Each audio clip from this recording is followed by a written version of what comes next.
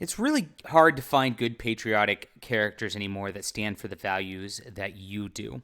But I write them in my comic books. That's why they are such a success. That's why we keep going. And if you have not read my comic, The Cosmic Warrior, this is a story about a military veteran who gains powers because of his loyalty, because of his honor, because he's a champion. And that is what it's about. It's a lot of fun. It's all action packed. It's exactly what you want out of your superhero comics like Captain America, but aren't getting from Marvel and DC today. I'm going to put this link in the description below. I really appreciate everybody who supports the books. It's what we're here to do, is grow this following, have a lot of fun together. And there are 2 issues out right now. Issue 3 will be out within the month, and that will conclude this storyline. We'll see how it goes from there. If you guys like it, we'll do more, and that's the way that we do things, unlike Marvel.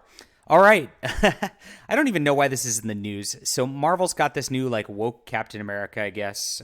This is from the United States of Captain America #1. I don't even know who these people are working on the book.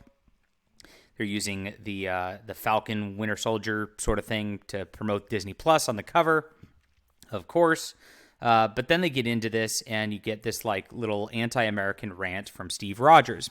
Now, why I say this really isn't news is this has been Captain America for the last couple decades. Everybody hails Ed Brubaker's run, but even going back into that, it had this undertone of Captain America really didn't like America these days.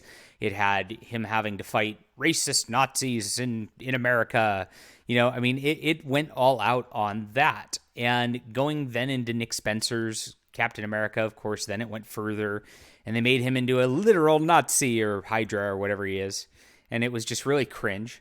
And then you get into Mark Waid's Captain America right after that. What happened? Well, he was fighting literal Nazis in America who were white supremacists, of course, which is all Captain America fights anymore, because there's no bad guys except for that. And then they gave it to Ta-Nehisi Coates, who hates America, and put that and embedded the message into Captain America also. So this is not new.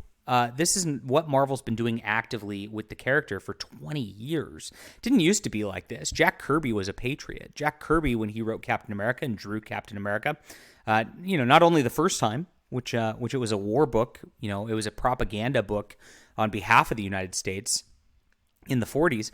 But, when he got into it in the 60s and 70s, he treated America with respect. And Captain America treated America with respect. That's what it was. And that's when you have a quality person like Jack Kirby doing the work.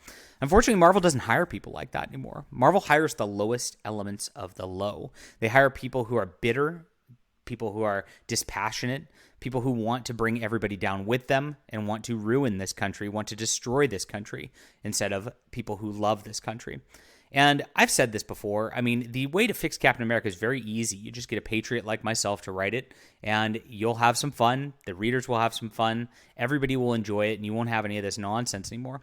But I'll do a dramatic reading for you, because I know what you're here for. You're here for the soy voice. You're here for the fun. And so let's do it. We're going to get into this page here right now. This is John Delarose, dramatic reading. Captain America, take 1. I'm loyal to nothing except the dream. I actually said that once. Here's the thing about a dream, though. A dream isn't real. When we wake up, it goes away, and we're left with this yearning inside us, like something was taken from us. At least, that's one kind of dream. But lately, my days in this country, as the years march on by, I'm starting to think that America actually has 2 dreams and 1 lie. There you go. It's whining. It's pedantic. It's awful. It's narcissistic. It's nihilistic, and that's the type of people who write these books. Unfortunately, this reminds me a lot of Tom King's Batman, where he did the same thing. Batman just sat around and whined about his conditions while everybody else had to fight for him. And there's always bad things going to be going on. There's always villains to fight. There's always new battles to conquer. But you can do that, and you can have an attitude where you love what you're standing for, where you know you're doing what's right, and that's what a hero is supposed to be.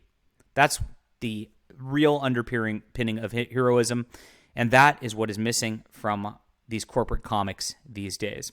At least you guys have an alternative. As I mentioned at the beginning of the video, I hope you check this series out.